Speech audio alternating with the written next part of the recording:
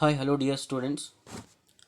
Welcome to physics online classes of PU2 Annapurneshwari PU College, Patankudi for the academic year 21 and 22. You all know that due to COVID-19 pandemic, for your safety, you all promoted to PU2. And in PU1 class, almost all the syllabus, including the practicals, we have completed. That one is linked to PU2 syllabus. So that now we can start here our PU2 syllabus at this stage so that you can get a more time for your PU2 study for this academic year 21 and 22. Once again welcoming you all to the PU2 classes. In the today's class I am going to start here. I am going to give an introduction about the PU2 syllabus. So now let us start here the introduction of the PU2 syllabus. In PU2 physics, we are studying 14 chapters, and those 14 chapters comes under these branches of physics.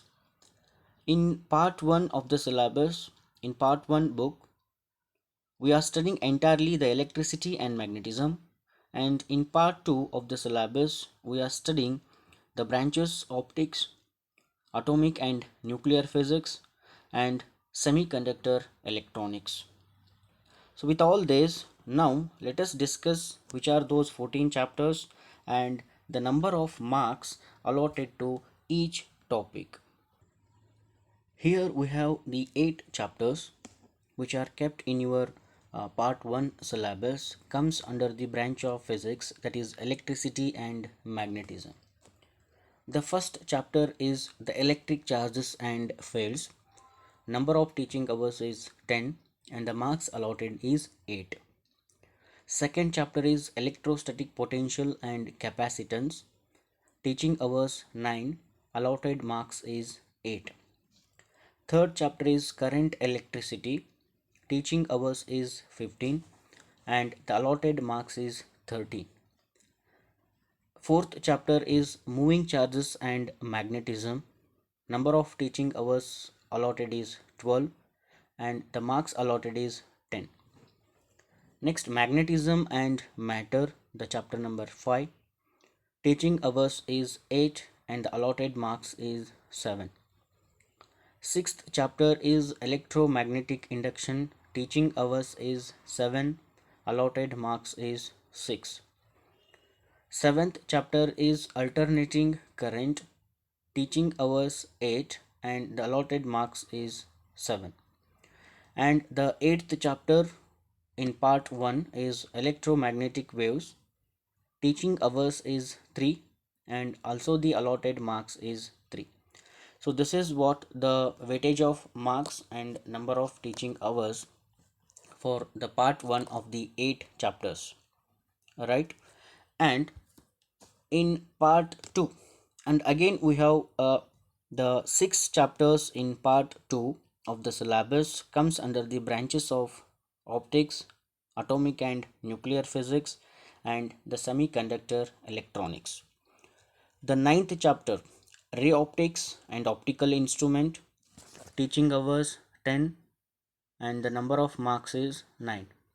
The wave optics, the chapter number 10 is the wave optics. The number of teaching hours is 10 and the marks allotted is 9. So these two chapters, chapter number 9 and 10, comes under the branch optics.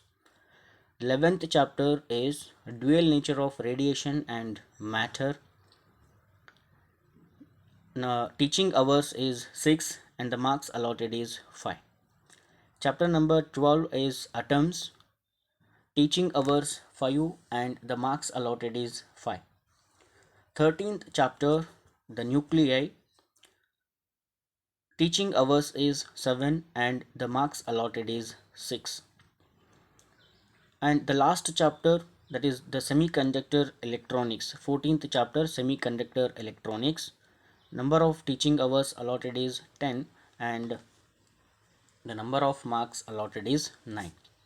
So this one what I explained here for the part 1 and for the part 2 with weightage of marks and teaching hours, it is for the 100% syllabus, not as per the reduced syllabus. So it is for the what, the 100% syllabus.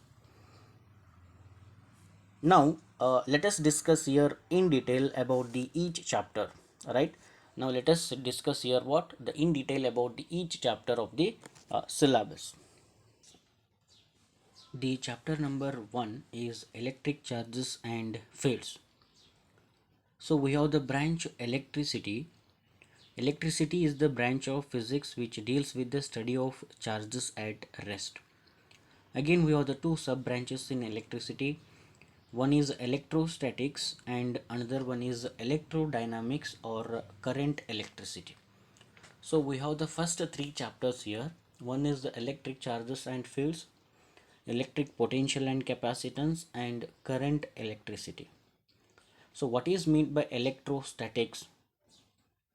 Electrostatics, static means you all know that the anything that doesn't move or change with time, that is called as what, the static here.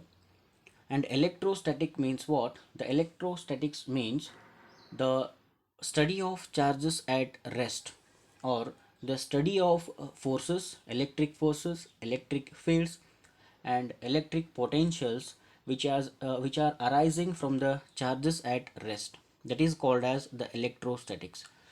And in the chapter, the first chapter electric charges and fields and the second chapter electric potential and capacitance, these two chapters comes under the branch electrostatics. And what is meant by current electricity or electrodynamics? Current electricity means what, the study of charges. It is the branch of physics which deals with the study of charges in motion. The study of charges at rest is electrostatics. The study of charges in motion is called as the current electricity. Now again, the first chapter is what here, the electric charges and fields, which comes under the branch electrostatics. Now we are giving here about the introduction, the first point. Then we are going to discuss here about what is an electric charge. You all know that the electric charge is the intrinsic property. It is what, the intrinsic property of the substance which is responsible for what, the electric force of attraction or repulsion between the two objects. You all know that the like charges repel each other, the unlike charges attract each other. These are the basic properties of the charges which gives rise to what, an electric force. Next we are going to discuss here about the conductors and insulators. You all know that what are conductors and insulators. Conductors are the substances which allow the electricity or the current to pass through them easily, are called as what, the conductors. The mainly the electric charges or the electrons are the responsible for what, the conduction or electric current, which are free to move inside the material. The examples for the conductors are metals, human and animal bodies, and earth are the conductors. Now what are insulators? Insulators are the substances which do not allow the charges or the passage of electricity through them, are called as what, the insulators. The examples for insulators are what, the non-metals like glasses, plastic, nylon, wood, etc. are the what, the insulators. Now the next point we are going to discuss in the first chapter is about the charging by induction. So what is meant by charging? So we have the process of charging, or it is also called as the electrification. What is meant by electrification? The process of adding or removing an electron from the surface of a body is called as the electrification. So we have the three methods of electrification or charging a body. One is the conduction, charging by conduction, charging by friction, and the charging by induction. So when you rub your two hands, there is a charging by friction. Now again we are going to discuss in this syllabus is charging by induction. So three methods of charging of a body or electrification, conduction, friction, and induction. Now basic properties of electric charges we are going to discuss here. The additive nature of charges, conservation of charges, and we are going to discuss here the quantization of charges. And the next we are going to discuss here the Coulomb's law, that is the electrostatic force of attraction or repulsion between the two static point charges is directly proportional to the product of magnitude of charges and inversely proportional to the square of the distance between them. So as you have studied in the PUC 1, Newton's universal law of gravitation, how the gravitational force is directly proportional to the product of their masses and inversely proportional to the square of the distance between them. Similarly here the Coulomb's law we are discussing related to the what, the force of attraction and repulsion between the two static point charges. So we are going to calculate the magnitude. Now the force between the multiple charges we are going to discuss. What is an electric field? Electric field, what the electric field define? The electric field means what? It is the region or the space surrounding a charge in which another charge experiences a force, that is called as the electric field. How you have experience related to magnetic field, right? What is a magnet, right? It is the reason we have the magnetic field. We have the magnetic field here, right? The region or the space surrounding a magnet in which another magnet experiences a force, that is called as the magnetic field, right? Similarly we have electric field here. The electric field lines we are going to discuss. Then what is electric flux? What is electric dipole? What is electric dipole? It is two equal and opposite charges separated by a small distance, that is called as the electric dipole. Then we are going to discuss about the behavior of dipole in a external electric field. Then charge distribution over the linear charge distribution. Then area charge distribution and volume charge distribution we are going to discuss. Then the Gauss law and its applications we are going to discuss in the first chapter. Next, the next chapter, that is the chapter number 2, about the electrostatic potential and capacitance. So what is electrostatic potential? Now this chapter is again comes under the electrostatics. As we are told, the electrostatics is what? The study of electric forces, electric field and electric potential which are arising due to the charge is at rest. So in the first chapter we are discussing about the electric charges and fields, and in the second chapter we are going to discuss about the potential which is arising due to charge at rest. So that is meant by what? What is electrostatic potential? The electrostatic potential due to a point charge, the potential due to electric dipole, potential due to a system of charges, equipotential surfaces, potential energy of a system of charges, potential energy in an external field, electrostatics of conductors, what is dielectric and its polarization, what is capacitor and its capacitance, and the energy storage in a capacitor. All these points we are going to discuss in the second chapter. So what is a capacitor? This point is very important. The capacitor is a device which is used to store a charge and hence an electrical energy. So this is about the second chapter. Now you all studied in the 10th standard about the chapter electricity or current electricity, right? So in this chapter the first question arises here: what is an electric current? You all know that the current is defined as what? The flow of electric charges or the rate of flow of free electrons or the electric charges. I is equal to Q divided by T, charge per unit time, and the SI unit of electric current is ampere. And the next point we have to discuss here is about the electric currents in conductors. So in third chapter we are going to discuss about the electric currents in conductors, and in the 14th chapter we are going to discuss about the electric currents in semiconductors, right? And the electric current is a scalar quantity. Now the what is Ohm's law? Ohm's law also you have studied in 10th standard, right? The current flowing through a conductor is directly proportional to the potential difference across its ends, provided the temperature and other physical conditions remains constant. That what we say here, right? Ohm's law we are going to study, and then its limitations we are going to study here, and how the resistance also we are going to study here, how the resistance is depends on length, area of cross section we are going to study. Then the resistivity also we are going to study in this chapter. Resistivity of various materials, temperature dependence of various materials, of the resistivity, and the electrical energy power. Next, about the resistors. What is a resistor? Resistor is a device which opposes the flow of current. Actually, resistance is what? The resistance means what? Which opposes the flow of current, right? As the resistance is high, the current is low. So similarly, the resistor is what here? Which opposes the flow of current. It is a device actually, right? So the combination of resistors in series and parallel combination we are going to study.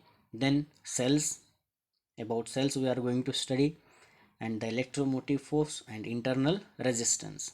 EMF means what? It is the potential difference between the electrodes of a cell when it is in an open circuit. Then internal resistance also we are going to discuss about the cell here.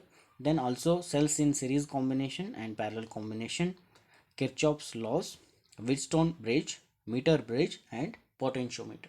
So this chapter is very important because of what we are going to discuss. We are going to discuss here the 6 experiments. So 6 experiments are kept for your practical from this chapter only. Chapter number 3 is very important because we are going to conduct 6 experiments in laboratory based on the chapter the current electricity.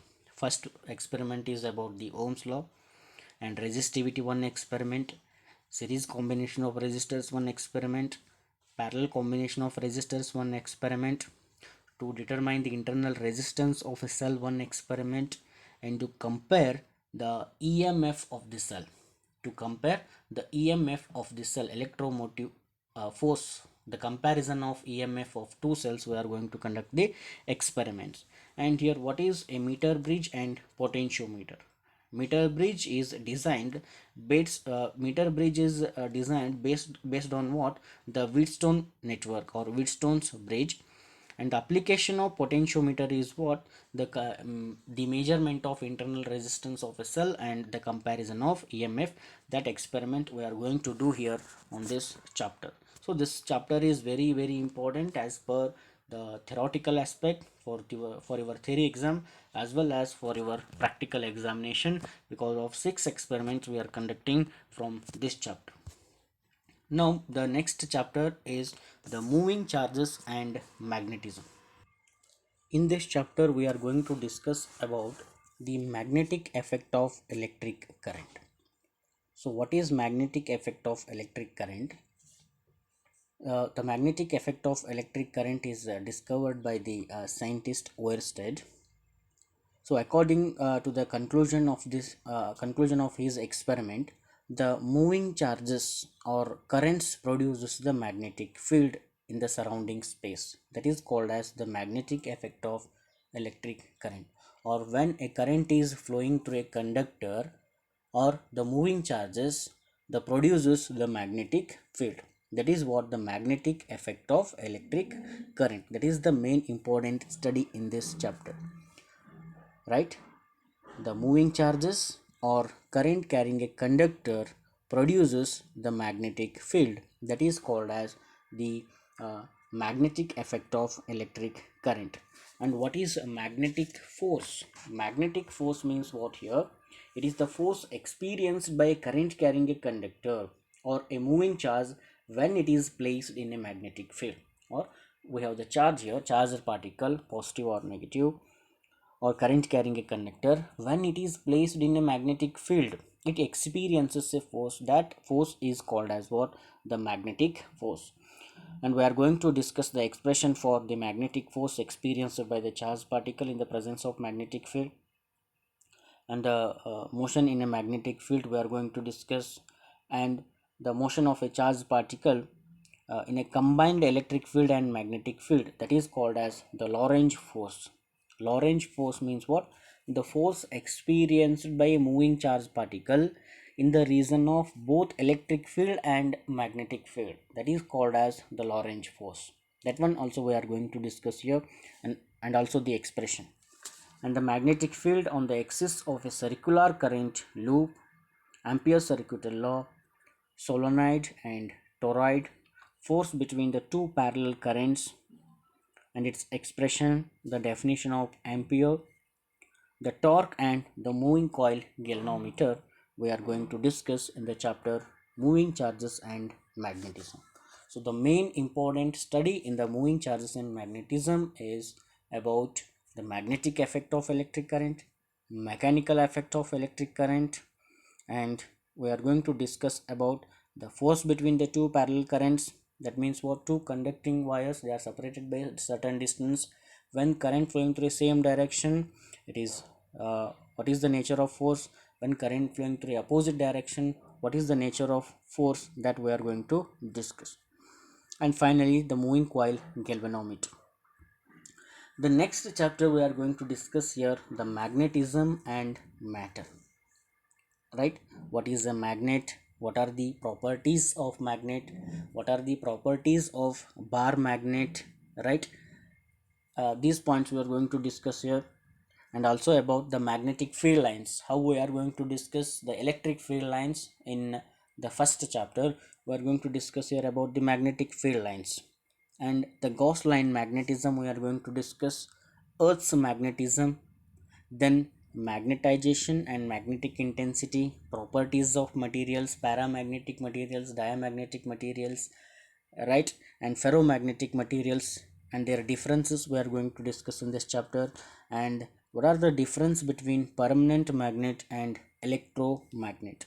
So the entirely in the part 1 we are going to discuss about the electricity and magnetism only.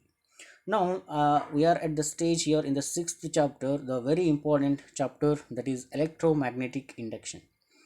So in electromagnetic induction, we are going to discuss here the Faraday's and Henry's laws of electromagnetic induction.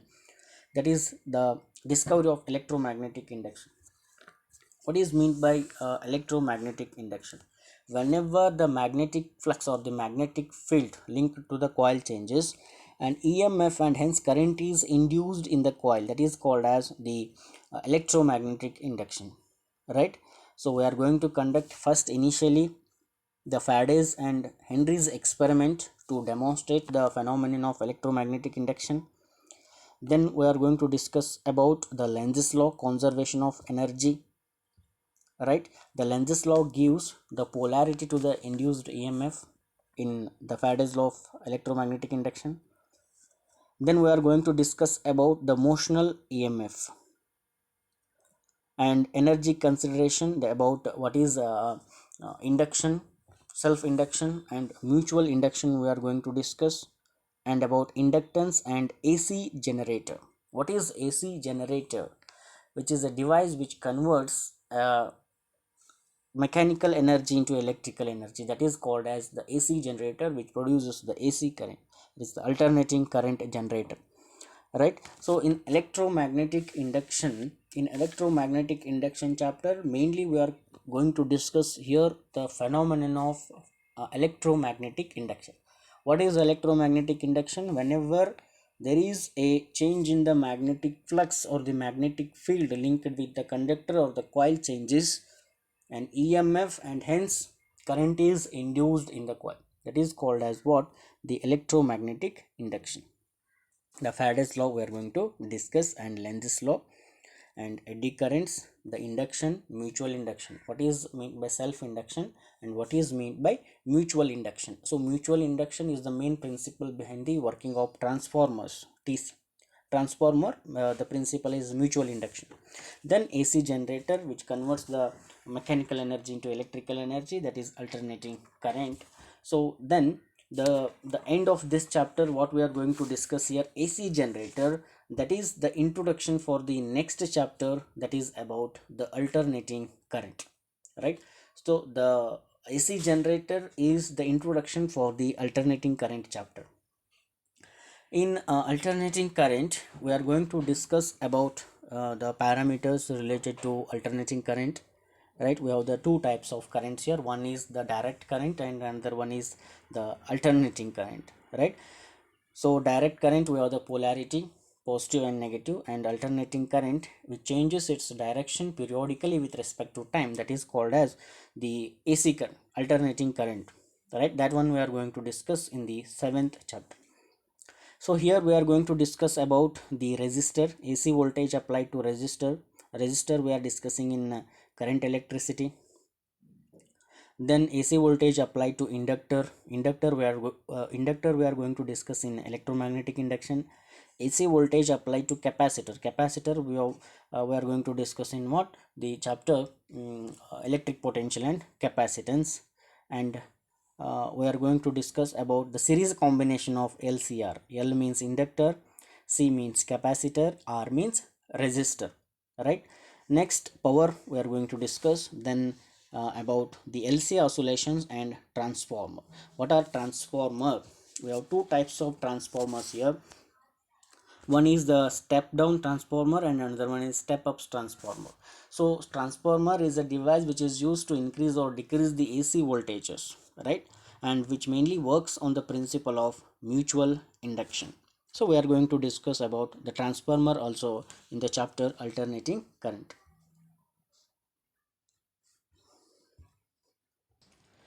In this chapter we are going to discuss about the electromagnetic waves. Mainly first part we are going to discuss about the Maxwell's equations. The Maxwell is a scientist. He done what the unification of the electricity and magnetism. That is the initially the electricity and the magnetism were treated as what the both are the different branches of branches of physics. But later on the electricity and magnetism they unified and made a single branch, that is called as what the electromagnetism, right? The unification of electricity and magnetism done by the Maxwell. And we are going to discuss about the Maxwell's equations, that is the Gauss line electrostatics, Gauss line magnetism, Ampere's circuit law. Then we are going to discuss about the Faraday's law of electromagnetic induction. Their equations we are going to study here. Then what are electromagnetic waves? The electromagnetic waves, which consisting what the varying or changing electric and magnetic field, which are perpendicular to each other and perpendicular to the direction of propagation. So here you can see these electromagnetic waves are called as what the non-mechanical waves, right? These do not require the medium for their propagations, right? Likewise, watch here the radio waves, microwaves, infraradiations, visible light, ultraviolet, x-rays and gamma rays. So these electromagnetic waves, these are called as the non-mechanical wave, which do not require the medium for their propagation. But the mechanical waves which require the medium, sound waves which require the medium for their propagation, so those are mechanical waves, right? Then the electromagnetic waves are what the which consisting of what the changing or the varying electric field and magnetic field. They are perpendicular to each other and perpendicular to the direction of propagation, as you can see in the figure here, right? Then we are going to discuss about the electromagnetic spectrum. What is electromagnetic spectrum? Here the electromagnetic waves are arranged in the increasing order of their wavelength or and in the order of their wavelength and frequencies, right? So that is called as the electromagnetic spectrum, right? So here we have the radio waves, microwaves, infrared radiations, visible light, ultraviolet, x-rays and gamma rays. Gamma rays have the shortest wavelength here. Their wavelength is short. So here we have each one is having the particular applications. Again, we are going to discuss here the applications of each and every radio waves, microwaves, IR, visible, UV and X-ray, gamma rays. We are going to discuss about the applications also, and their wavelength ranges also we have to discuss, and their frequency ranges also we have to discuss, and what are the sources for their productions also we are going to discuss. The so up to this what we have discussed here about the electricity and the magnetism, or what the finally we have concluded the electromagnetism. There is a relation between electricity and magnetism. We are going to we are going to discuss about these 8 chapters in electricity and magnetism. Next, the part 2 of the book we are going to discuss here, volume 2.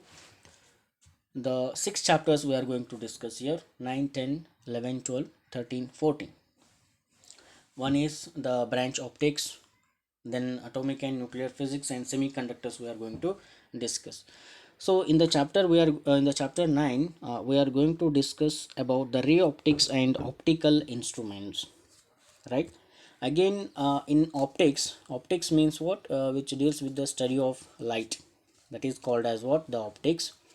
Here the two branches in optics, one is ray optics and another one is wave optics. So two chapters what we have, the ninth chapter and the 10th chapter, these two chapters we are discussing under the branch optics, right? Ninth chapter is what, ray optics and optical instruments we have to discuss, and the next 10th chapter is what, the wave optics, right? These two we are going to discuss here. So in ninth chapter we are going to discuss about the reflection, what is a light. Then we are going to discuss about the reflection, refraction, right?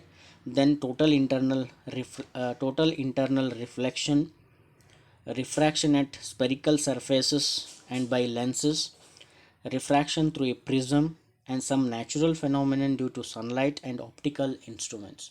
So these are the some important point we are going to discuss in the chapter 9, ray optics and optical instruments. You all know what is meant by reflection, the phenomenon of bouncing back of light, right? That is called as what, the reflection, right? Or sent back of the light to the same medium, that is called as the reflection. Refraction means what, when a ray of light traveling from one medium to another medium of a different optical density, right?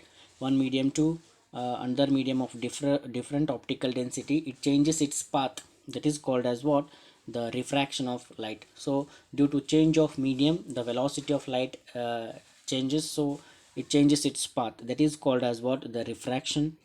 Total internal reflection we are going to discuss, right? Then we are going to discuss about the mirrors, convex mirrors and concave mirror, image formation by convex mirror and concave mirror. Then refraction through a spherical surface, that is about the lenses, convex lens and convex lens we are going to discuss. Then we are going to discuss about the prism, refraction through a prism. Then what is the dispersion? Dispersion means what? It is the splitting of white light into its constituent colors when it is passed through a prism, that is called as what, the dispersion. That one we are going to discuss. Then some important phenomenon due to sunlight we are going to discuss here. The formation of rainbow we are going to discuss how it happens. Then optical instruments means what we are going to discuss here about the microscope, right? Compound microscope, what you use in a biology lab, how it works, that we are going to discuss.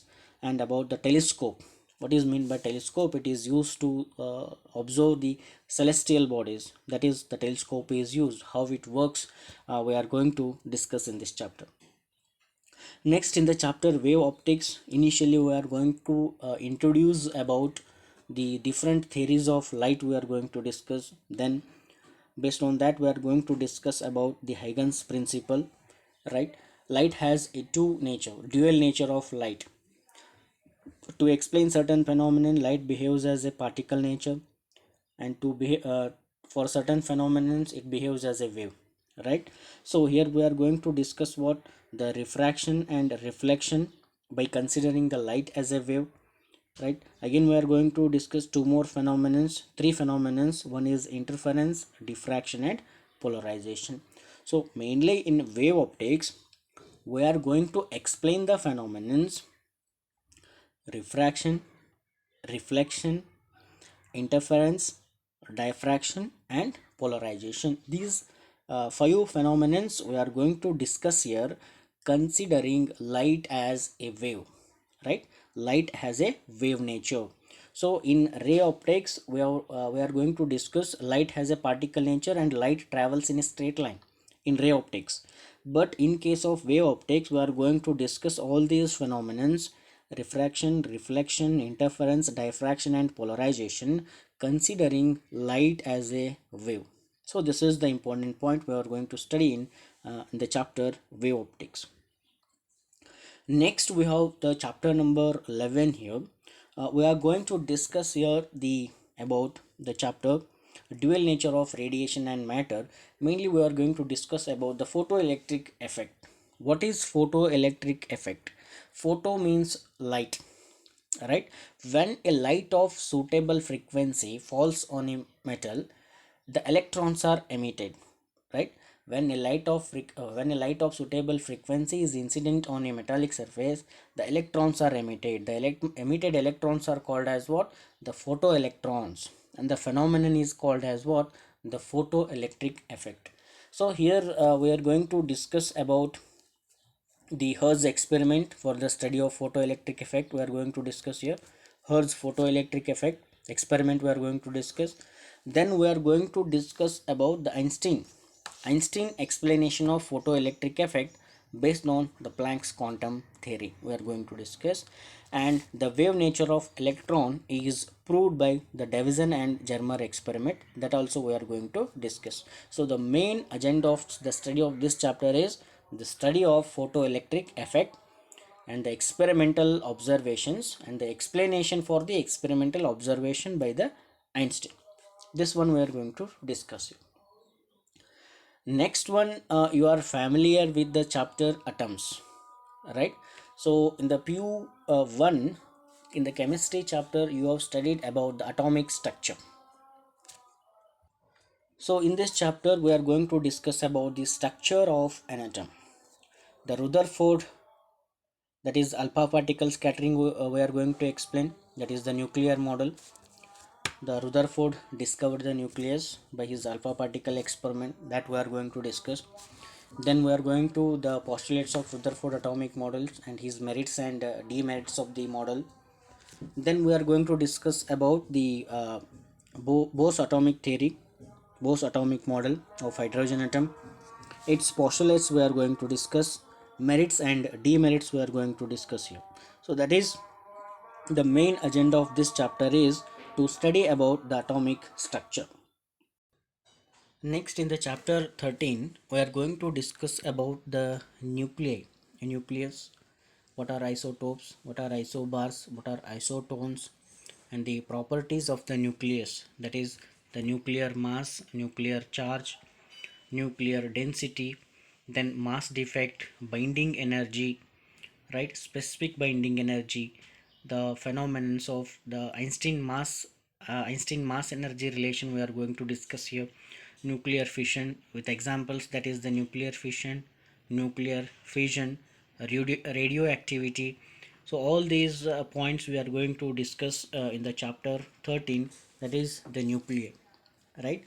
So in chapter number 12 we are going to discuss first atomic structure, then we are going to discuss about the nucleus and its properties, right? And in the last chapter, that is the semiconductor electronics.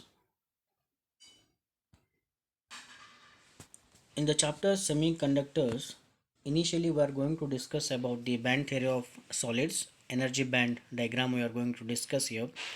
Then the classification of metals,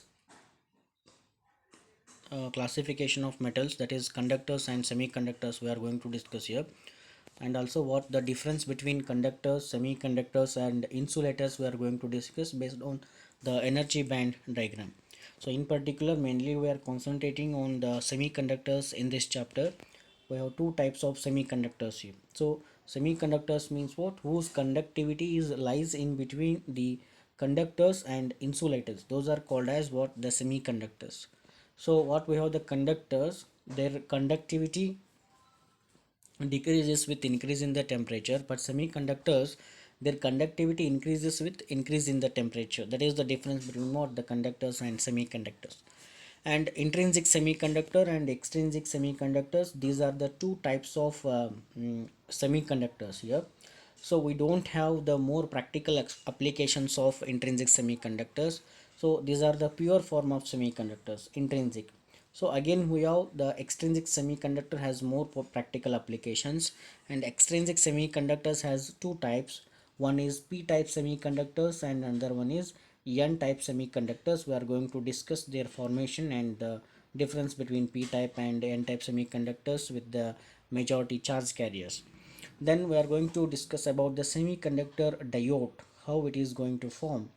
Then its applications we are going to discuss here. How the semiconductor diode is used as a rectifier. So what is meant by rectifier here? It is a device which is used to convert AC into DC, alternating current into direct current, that is which is used for what, the rectification, right? That is called as what, the rectifier, which converts AC into DC. Then we are going to discuss the applications of diodes as a photodiode, LED and solar cell. These photodiode, LED and solar cell are called as what, the optoelectronic devices. These devices, photodiode, LED and solar cells, are called as what, the photo these are called as what, photoelectronic devices. That means what, they work on the principle of light as well as the electronics. So these are called as what, the photoelectronic devices. Then we are going to discuss about the applications also, the applications of photodiode, LED and solar cell. Then about the digital electronics and the logic gates, that we are going to discuss in this chapter. So this is a very important chapter, that is the semiconductor electronics, right? So with all these, the discussion of the syllabus, so the introduction part what we have given today, that is about the 14 chapters.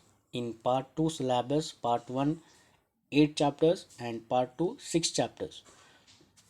In part 1 we are going to discuss about electricity and magnetism, and in part 2 we are going to discuss about optics, atomic and nuclear physics, and we are going to discuss about the semiconductor electronics. So with all these discussion about the introduction of the syllabus, we're going to continue the chapters in the next classes. Okay, thank you students.